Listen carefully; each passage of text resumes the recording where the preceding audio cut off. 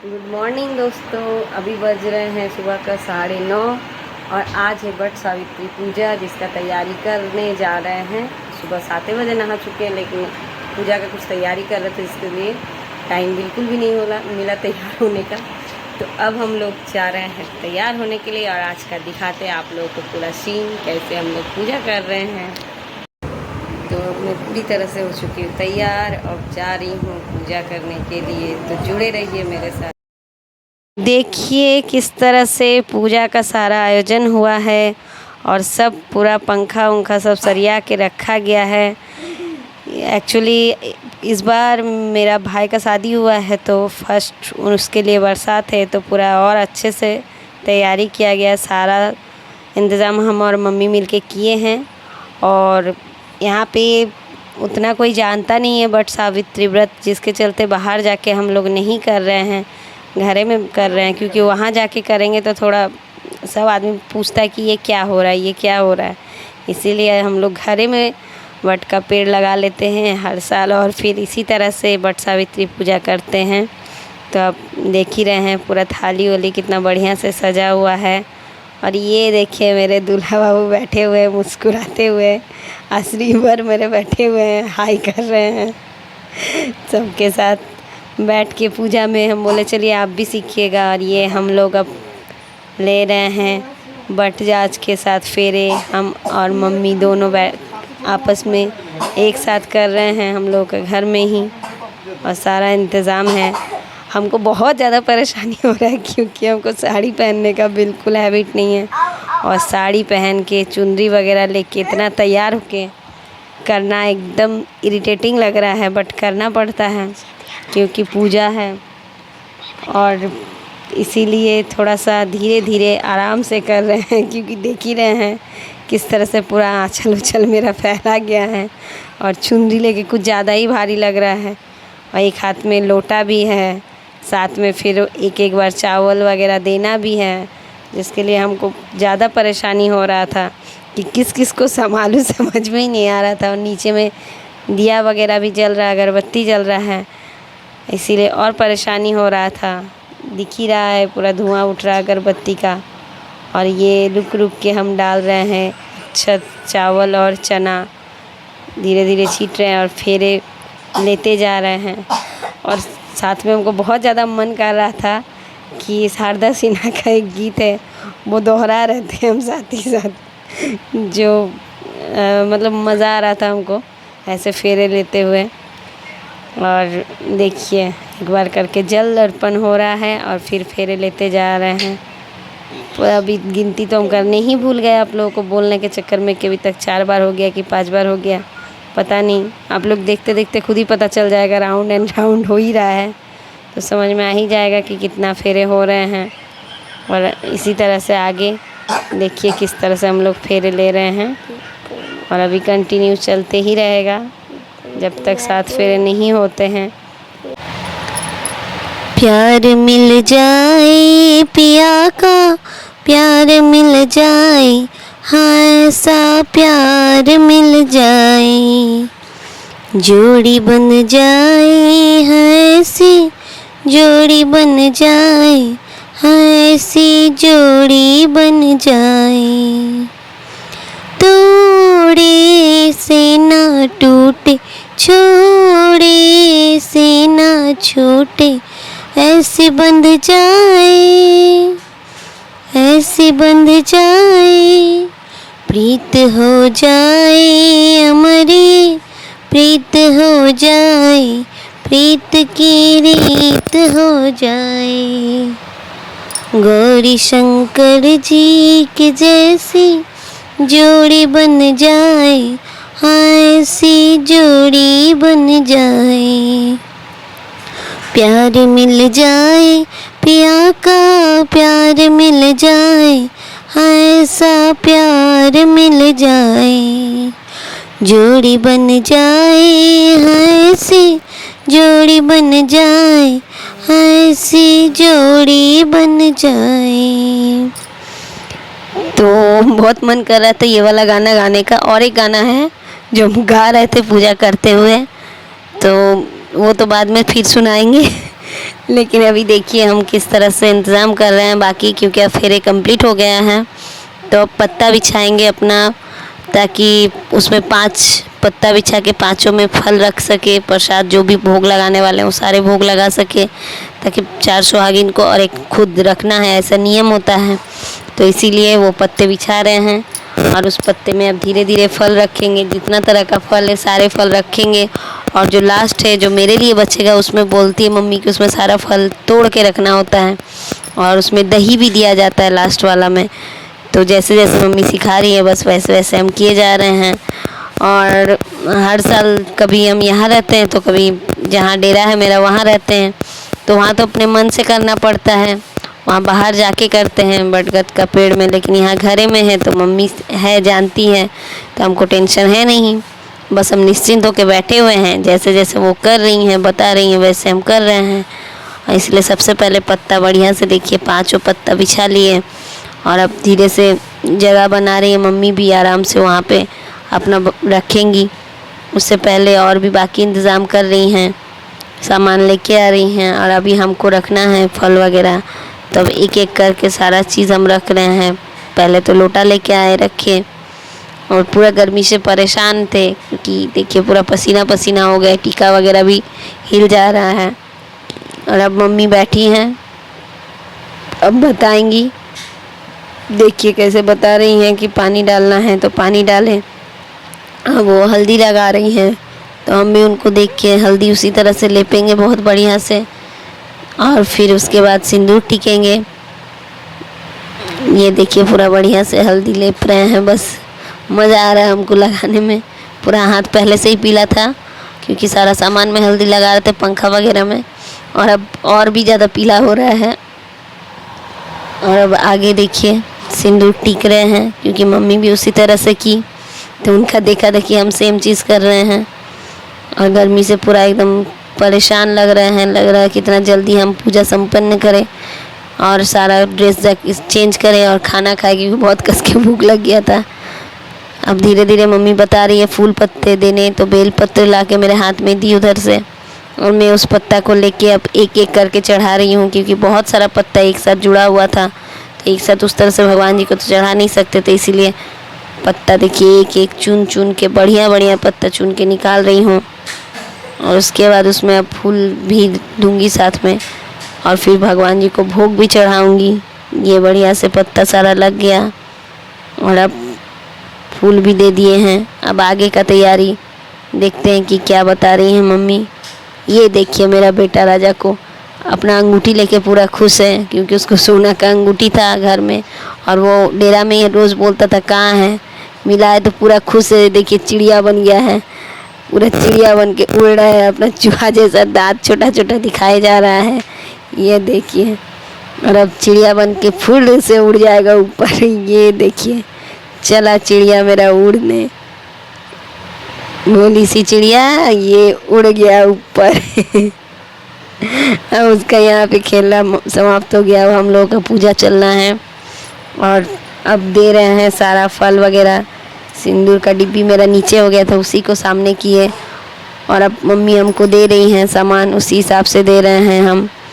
देखिए दीपक वगैरह जल रहा है, सिंदूर का डब्बा रखा हुआ है, बेलपत्र फूल आदि सब दिया हुआ है। अब एक एक करके फल दान कर रहे हैं सारा। गोटा फल भी देना होता है भोग में, तो वही गोटा फल चढ़ाया जा रहा है भगवान जी को। देखिए कितना अच्छा दीपक जल रहा है, देखने में मज़ा आ रहा है ना। सारा दीपक कितना अच्छा उसका लौ लग रहा है। ये मेरा लोटा है, इसी में जल है जो मैं चढ़ाई बरगद के पेड़ में, और इसी से दूल्हे बाबू का पैर भी धोना है और उस पैर धो के उस पानी को पीना है। देखिए कितना सारा फल है, देख के तो ऐसे ही भूख लग जाएगा आदमी जो फास्टिंग में है उसको। ये देखिए कितना अच्छे से हम चूड़ी उड़ी पहन के एकदम तैयार हुए हैं, लहठी वगैरह पहन के। वो बहुत मज़ा आता है इस तरह से तैयार होने में, क्योंकि कभी कभी ही मौका मिलता है, बट गर्मी के दिन में मज़ा नहीं आता है, ठंडा का दिन हो तो ज़्यादा मज़ा आता है। पंखा बंद था, दीपक बुझ जाएगा इसलिए पूरा पसीना पसीना हो गया है। देखिए पूरा, तब भी पूरा खुशी से मस्ती से हम लोग पूरा एंजॉय कर रहे हैं और पूजा किए जा रहे हैं।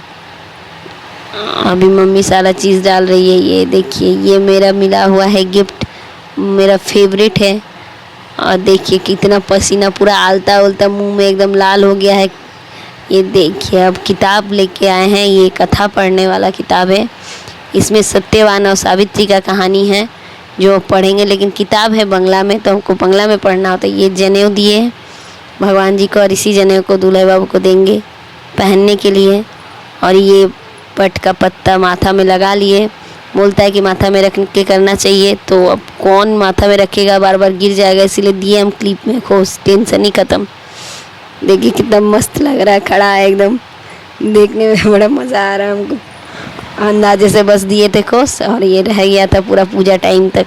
ऐसे रखते तो खुल खुल के बार बार हर बार गिर जाता है, इसीलिए इस बार हम दिए एकदम माथा में ही लगा, जाओ टेंशन ही ख़त्म। और अब कथा स्टार्ट होगा, तो इसीलिए मम्मी मेरे हाथ में फूल दे रही हैं ताकि फूल लेके फिर हम कथा पढ़ें। और ये कथा कुछ इस तरह से है कि सत्यवान और सावित्री दोनों का कहानी है। इसमें बताया जाता है कि किस तरह से सत्यवान का प्राण जो है सावित्री देवी यमराज से छीन के लाए थे, वही कहानी बंगला में है। कहानी का पूरा हिस्सा तो हम नहीं इतना बयां कर सकते, बस थोड़ा सा ही बता रहे हैं कि कुछ कहानी इस तरह से है कि जब सावित्री जी के साथ सत्यवान जी का शादी हुआ था तो उससे पहले ही बता दिया गया था। नारद जी आके बोले थे कि जिस समय सावित्री जी से सत्यवान जी का शादी हुआ उसके ठीक 1 साल के बाद उसके पति का देहांत हो जाएगा। तो इसके चलते फिर भी सावित्री जी अपने मन में ही पति मान चुकी थी सत्यवान को, जिसके चलते वो किसी और से शादी नहीं करना चाही, क्योंकि उसके मन में वो भगवान वो पति बन चुके थे सत्यवान, और सावित्री आम नारी नहीं थी, भगवान का आशीर्वाद था। तो जिसके चलते वो शादी कर ली।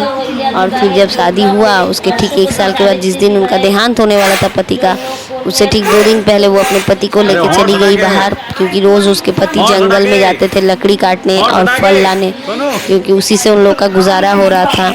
थे तो बहुत बड़े राजा, लेकिन किस शत्रुओं से पराजित होकर सारा राज्य को त्याग करके उन लोग को जंगल में रहना पड़ता था। और इसीलिए उस दोनों को उनको जाना पड़ता था फल वगैरह लाने। तो उस दिन उनकी पत्नी भी साथ में चली गई, क्योंकि उनको पता था कि उनके पति का देहांत होने वाला है, तो पति को वो छोड़ना नहीं चाहिए। सास ससुर का आदेश से वो चली गई और जाके वहाँ पे रुकी। और ठीक जिस समय अचानक से पति का माथा दर्द स्टार्ट हुआ और उस अपने पत्नी का गोद में सो गए, और फिर अचानक से उनके शरीर से प्राण त्याग दिए वो और मर गए। उसके बाद यमराज के दूत आए उनको लेने, लेकिन सावित्री का तेज इतना ज़्यादा था कि वो नहीं ले जा पाए, इसलिए खुद यमराज अपना पास लेके आए सत्यवान का प्राण लेने। और वो लेके जा रहे थे तो उनके पीछे पीछे सावित्री देवी भी जा रही थी। और वो यमराज देखे, बोले तुम क्यों आ रहे हो मेरे पीछे, तुम चले जाओ अपना घर और जाके अपने सास ससुर को बोलो कि उनका बेटा का देहांत हो गया है तो सारा श्राद्ध क्रिया करें। लेकिन सावित्री सुनने को तैयार नहीं, वो पीछे पीछे साथ ही साथ जा रही थी। और जब देखे यमराज जाते तो सावित्री देवी से बोले आप 3 वर मांगिए जो चाहिए। तो पहला वर वो मांगे अपने सास ससुर का आँख मिल जाए, दूसरा वर मांगे कि सास ससुर का राज्य मिल जाए, और तीसरा वर मांगे कि उसके खुद के माँ बाप को 100 पुत्र मिल जाए। तो तथास्तु बोल के यमराज फिर आगे बढ़ गए। और जब आगे बढ़ गए, ठीक वैतरणी के पार होने जा रहे थे, उस समय फिर देखे पीछे मुड़ के कि सावित्री देवी खड़ी हैं साथ में जाने के लिए। तो बोले अब क्या हो गया, तो सावित्री देवी बोले कि ठीक है चौथा वर हम दे रहे हैं। यमराज जी सावित्री देवी से बोले, सावित्री देवी बोले ठीक है। वो चौथा वर मांग लिए कि वो उसी के पति के औरत से उसका 100 पुत्र जन्म ले। और यही बोल के जैसे ही यमराज जा रहे थे तो तुरंत सावित्री देवी बोले आप खुद वर दिए हैं कि आप मेरे पति से ही मुझे 100 पुत्र होगा, तो कैसे होगा जब मेरे पति का प्राण आप लेके जा रहे हैं। और यमराज जी खुद के ही बात में फंस गए, जिसके चलते उनको प्राण त्याग देना पड़ा। और अपना पास से प्राण को त्याग के सत्यवान का प्राण वापस दे दिए। और फिर जब वो जंगल में वापस लौटी तो उसके पति को होश में पाई। उसका पति सोचा ऐसा कि वो तो सो चुका था। उसका पति बोला कि मैं इतना देर से सोया हुआ था, तुम जगाई क्यों नहीं। पत्नी बोली मैं सारा बात घर जाके बताऊंगी। और जब घर पहुंचे तो देखे कि सास ससुर का आँख भी वापस आ गया है, और राज्य से राजा का मतलब जो शत्रु उसका राज्य ले लिए थे वो राज्य भी वापस मिल गया है। कुछ कहानी इसी तरह से है। तो बंगला में कहानी है, आप लोग को समझ में तो खास आएगा नहीं, लेकिन फिर भी आप लोग थोड़ा सा सुनिए कि मैं इतना अच्छे से हिंदी बोल रही तो बांग्ला किस तरह से बोल रही हूँ, एक बार ज़रूर सुनिएगा आप लोग। আমার শত পুত্র জন্মগ্রহণ করিবে, এখন আপনার সত্য রক্ষা করুন। ধর্মরাজ সাবিত্রীর বাক্য শ্রবণ করিয়া লজ্জিত হইয়া সত্যবানের প্রাণবায়ুকে পাশ হইতে মোচন করিয়া কহিলেন, হে দেবী, আমার প্রসাদে তোমার প্রতি 400 বৎসর পরম আয়ু হইবে এবং তোমার সহিত নানাবিধ যজ্ঞাদি ধর্ম কাব্য করিয়া শতপুত্র লাভ করত পরম সুখে কালাতিপাত করিবে। এই বলিয়া ধর্মরাজ স্বস্থানে গমন করিলেন। সাবিত্রীও বনমধ্যে আসিয়া স্বামীর মৃতদেহ স্পর্শ করিলেন। সত্যবান চেতনা প্রাপ্ত হইয়া সাবিত্রীকে বলিলেন, প্রিয়ে, আমি অনেকক্ষণ নিদ্রিত ছিলাম, তুমি আমাকে জাগাইলে না কেন? সাবিত্রী কহিলেন, পরে কথা হইবে, এক্ষণে আশ্রমে চলুন। এই বলিয়া উভয়েই যাত্রা করিলেন। দুম্মৎসেন ও তাহার পত্নী শয্যা হইতে উঠিয়া চক্ষু দ্বারা সমস্ত দেখিতে পাইলেন এবং আশ্চর্য হইয়া পুত্র ও পুত্রবধূর অন্বেষণে উভয় গৌতম ঋষির আশ্রমে গমন করিলেন এবং সে স্থানে তাহাদের দেখিতে না পাইয়া শোকে অভিভূত হইয়া পড়িলেন। তখন গৌতমাদি ঋষিগণ নানাবিধ উপবাসে বাক্য প্রবোধ দিতে লাগিলেন। সেই কালে সত্যবান সাবিত্রীর সহিত তথায় উপস্থিত হইলেন। সত্যবান ও সাবিত্রীকে দেখিয়া সকলেই আশ্চর্যান্বিত হইলেন। সকলে এক বাক্যে বলিয়া উঠিলেন, হে কুমার, তুমি এত রাতে কেন আসিলে? সাবিত্রী বলিলেন, হে দ্বিজগণ, আমার স্বামী কাষ্ঠ আহরণের শিরোপীড়ায় অত্যন্ত কাতর হইয়াছিলেন। ঋষিগণ বলিলেন, হে দেবী, বনের ভেতরে কি ঘটিয়াছিল তাহা বিস্তার করিয়া বর্ণনা করো। সাবিত্রী কহিলেন, হে ঋষিগণ, দেবশ্রী নারদের বাক্য সত্য পরিণত হইয়াছে। গত রাত্রে আমার স্বামীর মৃত্যু হয়, স্বয়ং ধর্মরাজ আসিয়া উপস্থিত হন। আমি তাহার অনেক স্তব স্তুতি করি, তাহাতে তিনি সন্তুষ্ট হইয়া আমাকে বর দেন। এই কথা বলিয়া সাবিত্রী একে একে সকল ঘটনা বর্ণনা করিলেন। ইহার পর স্বদেশ হইতে মন্ত্রীগণ আসিয়া কহিলেন, মহারাজ, আপনার শত্রুগণ বিনষ্ট হইয়াছে, আপনি রাজ্যে ফিরিয়া চলুন।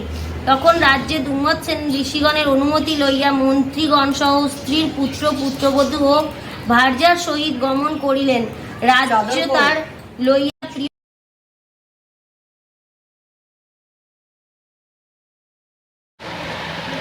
तो अब कथा हो गई समाप्त और अब प्रणाम कर लिए और सारा पूजा का इंतज़ाम अब ख़त्म हो गया। अब बस पैर धोना है जाके पति देव का, क्योंकि यहाँ का पूजा अब समाप्त हो चुका है, सारा इंतज़ाम ख़त्म हो चुका है। तो देखिए पूरा पसीना पसीना हो गए, पूजा संपन्न हुआ और अब हम जा रहे हैं पति देव का चरण धोने के लिए।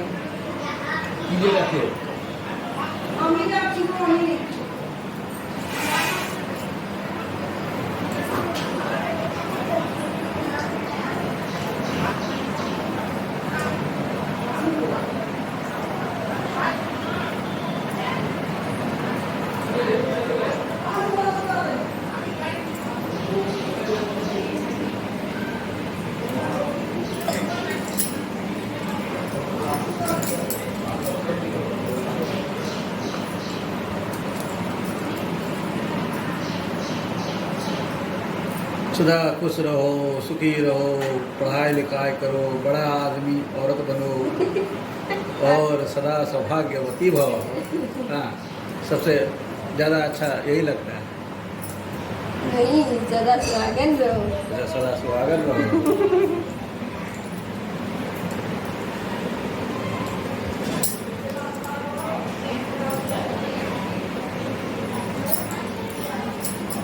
मेरा संपन्न हो गई है पूजा।